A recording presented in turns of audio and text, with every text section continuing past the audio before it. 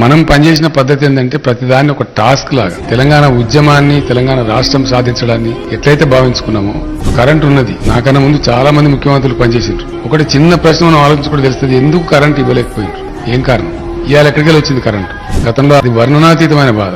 ఒక్కొక్క ట్రాన్స్ఫార్మర్ కాలిపోతే డబ్బులు లంచాలి, ట్రాక్టర్లు పెట్టుకుని ఎట్లా సబ్స్టేషన్ల కాడికి పోవాలి, 4 రోజులకు వచ్చేది కాదు. ఇప్పుడు 5 ఎకరాల పొలం అయితే తప్పక 2 ఎకరాలు ఎండిపోవడే. పారే సమస్య లేనలేదు, వేసిన పంట పూర్తిగా పండగ సమస్య కూడా లేకుండా. తెలంగాణ వచ్చిన రోజు నేను కొన్నిసార్లు ఏడ్చుకుంటూ రైతులకు దండం పెట్టి చెప్పింది, మీరు ఆత్మహత్య చేసుకోకండి, ఒక 2-3 ఏళ్లు బతికుండండి, నేను మిమ్మల్ని కాపాడుకుంటా అని చెప్పి కూడా చేతులెత్తి దండం పెట్టి చెప్పాను. ఒక పాలసీగా ఇప్పుడు కొంతమంది తెలిసి తెలియక తెలివిలేక ఏదేదో మాట్లాడుతుంటారు, అవి పట్టించుకోండి. కారణం ఏంటంటే తెలంగాణ కలబడి కొట్లాడి తెచ్చుకుంది.